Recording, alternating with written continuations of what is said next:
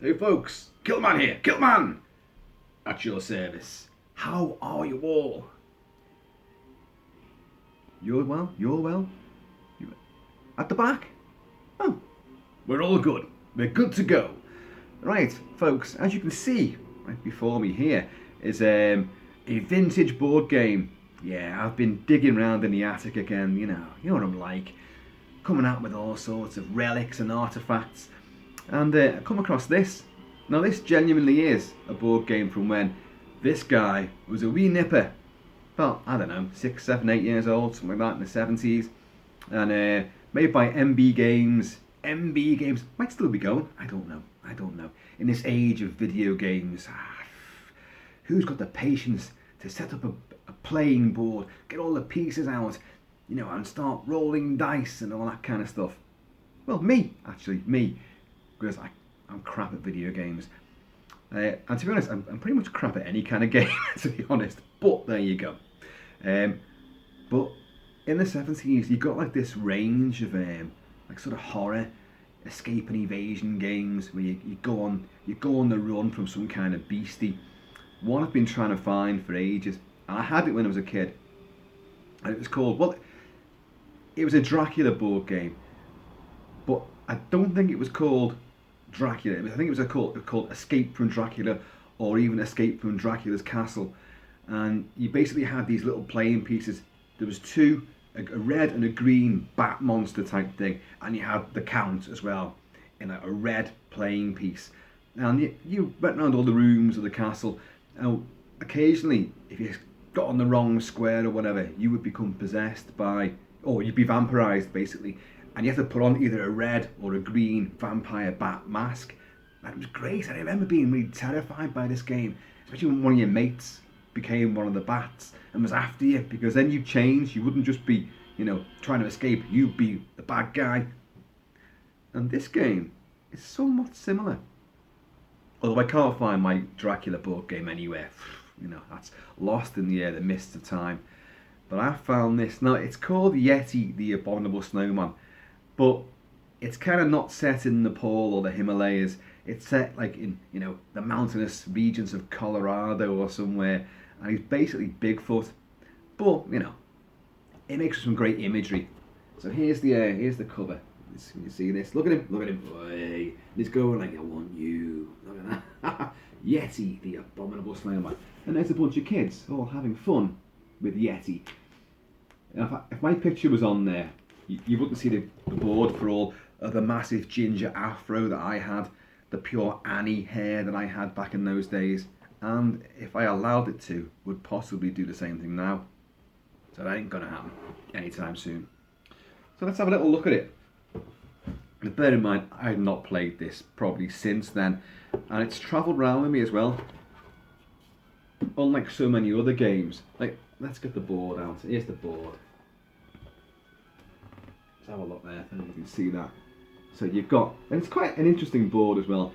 And obviously you've got all of the tracks and trails that you're going to be going on. But you've got these different regions and areas and locations. Like there's one to avoid, Yeti's Cave.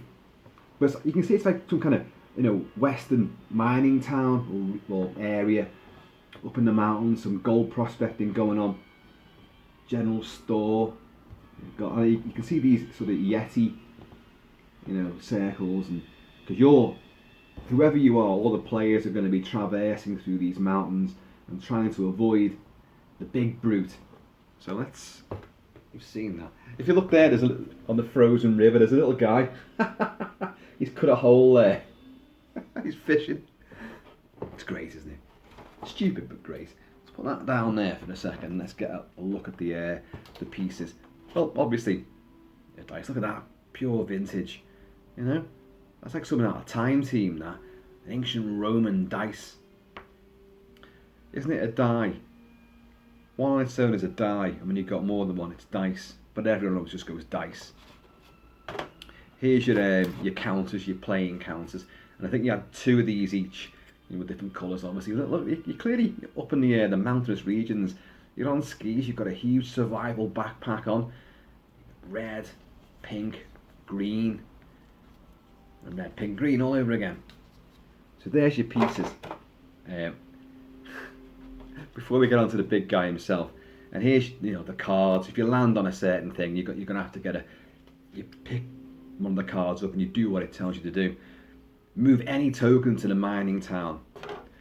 Protection from the Yeti, so you've got to sit there with that on your head.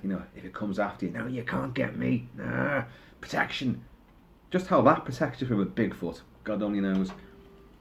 I think Bigfoot and the Yeti aren't exactly renowned for their hostile behaviour. They're not, recognised as being some kind of evil, infernal, savage carnivore, are they?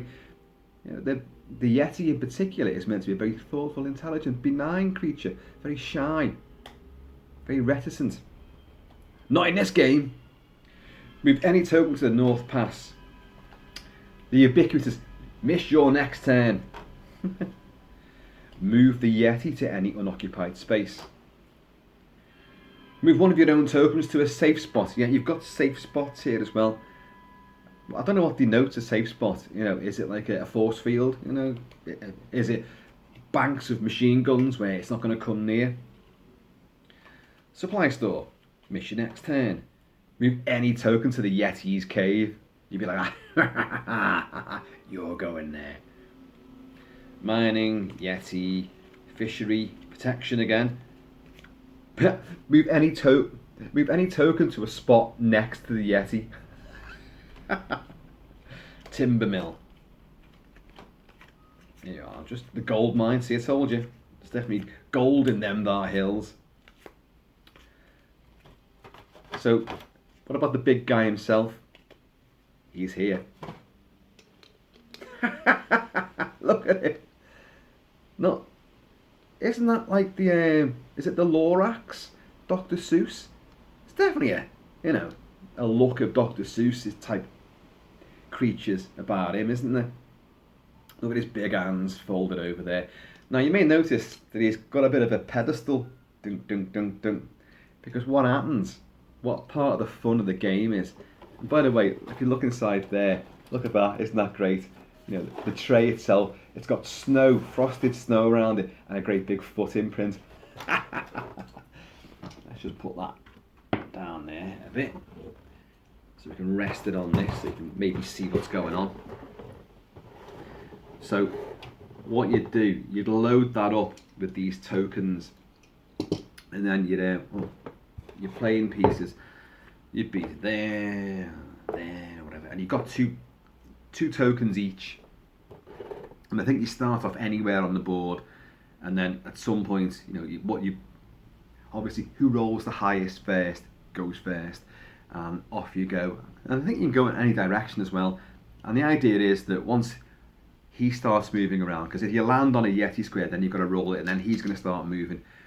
And once he starts going after people, like he'll go like this. I don't know if you can see this. He'll push down and release one of these little plastic tokens.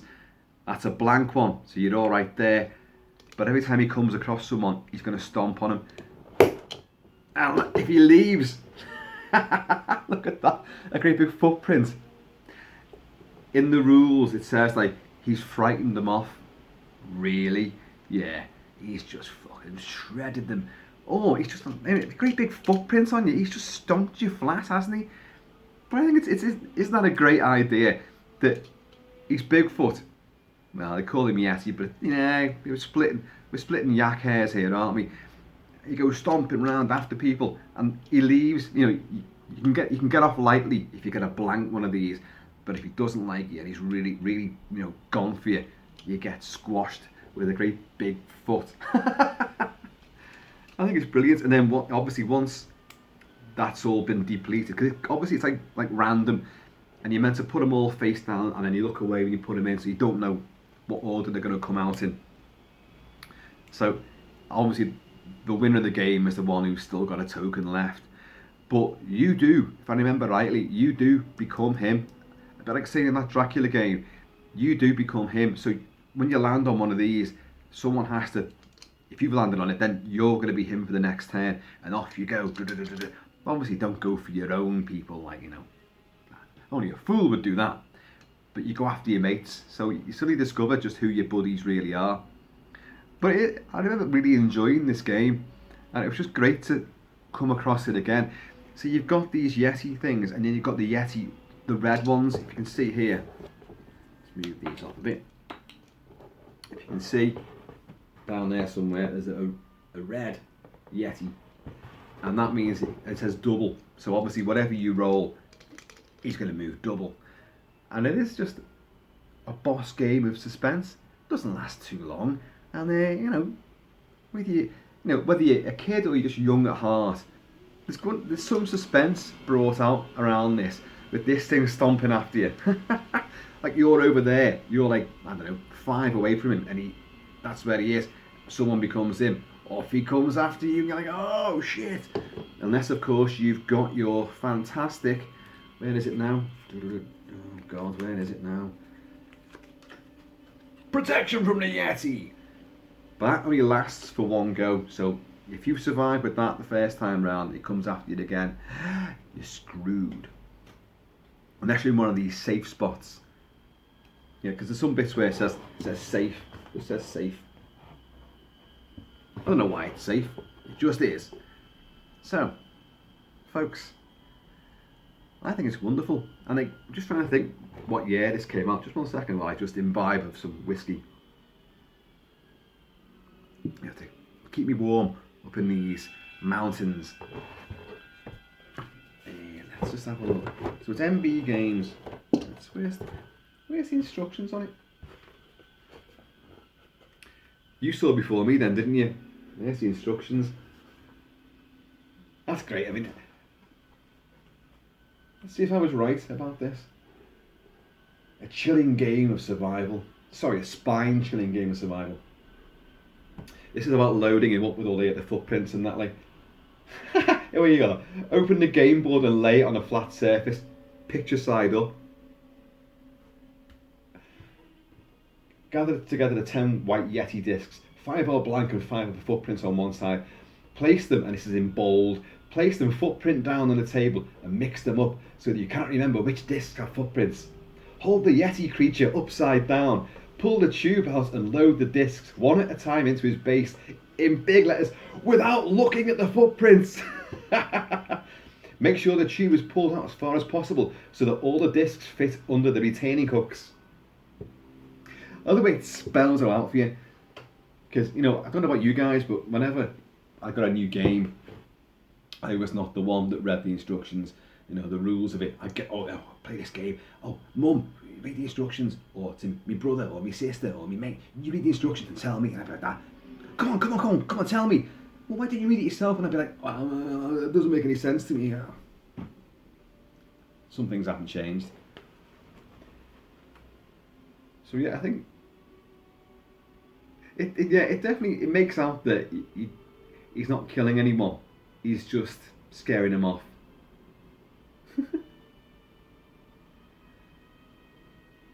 Brilliant. I was going to see when it was made. Doesn't actually give me a date on it, I don't think. No. There you are, it does. 1977 by Milton Bradley Limited. Made in the Republic of Ireland. 1977. Now, so that's a year after the other game which I found, which I'm going to show you in the next video. And that's a bit special. It's kind of unique, that game. And it's based on a movie as well. Well, by the way, speaking of movies, I don't know if you can actually hear any of it in the background, but over my yakking, that's twice I've mentioned yaks, yak hair and yakking. It's all to do with Tibet and the Yeti. Although I don't recall having mining prospectors up in the wild Himalayas. But what's playing in the room is the soundtrack to the film Abominable, which is about Bigfoot's big feet on the rampage, taking out nubile, big-boobed campers and holiday makers and shredding people. I mean, they're a truly nasty version of these guys, and it's by Lalo Schifrin, the soundtrack, and he did it for his son Ryan Schifrin, who made the film Abominable. By the way, the film Abominable, by name, by nature, it's a pile of shite. I really don't recommend it. But you know, the history of Yeti and Bigfoot movies is littered with shite. It really is. And there are a couple of classics, obviously, like Hammer's The Abominable Snowman, which is fantastic movie. Peter Cushing in it as well. But beyond that, you know, they're a bit cack, shall we say? But a great creature, a great idea for a game, and I love the way that if you look at that picture again, it's pure 70s, isn't it? I mean, he looks like something out the Goodies. It's just pure caveman, pure hippie. But it is great good fun. If you look on some of the pictures as well, some of the photographs. Oh, I don't know if you can see that. You know, loading him up there. Look, he's on the stump, and it even gives a few little instructions as to what's happening, and the suspense builds up. And he's obviously got someone there and left a big footprint on him. Scared away my ass. So folks, before I do the next video and show you what that spectacular game is, and I would say controversial game as well, but then again I would say that, let me know what games you found lurking in the attic, in the basement, you know, just what stuff you've kept hoarded and forgot about. And if you have forgot about it, go and have a quick look now. Go and have a quick look and then get back to us and let us know what you found. And if you found that Dracula game, oh man, what was the other one? Cold Its was awesome as well. And sadly I haven't got it, but I would kill for this game. Is the movie board game of Escape from New York. Yeah, I think I've discussed it before. And I've seen it. I have seen somebody with that game. But sadly, it didn't come my way. And I'd love that. And I don't think it's a particularly good version of the movie itself, but, you know, it'd be nice to have. It's just great, you know, being a collector of all things Pliskin. So, anyway, folks, I'm now going to enjoy this and stroke my Yeti. Oh, you mucky-minded souls, you. I meant him, you know. Isn't he great? Look, is it the Lorax? It's the Lorax, isn't it? And I love it's sort of frosted coating as well, like.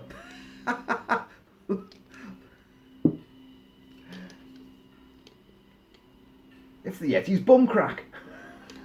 So as long as he stomps on you, not squats on you, yeah. But he is great though, isn't he? Look at it, look at the face. There's a bit of a seal going on, a bit of a sea lion type look as well. But I'm going with Dr. Seuss on that. So, folks, in the meantime, and indeed by elusive in between time, please do keep it kilted, keep it Celtic, and take it easy. And as I say, have a little look and see if you can find some vintage board games. None of your video games, board games, and let's see what we can come up with. Let's see who's still got what, and what rarities are still out there. And let's hope that all the pieces are together as well. So folks, take it easy, and I'm going to see you all later. Big, smelly feet as well.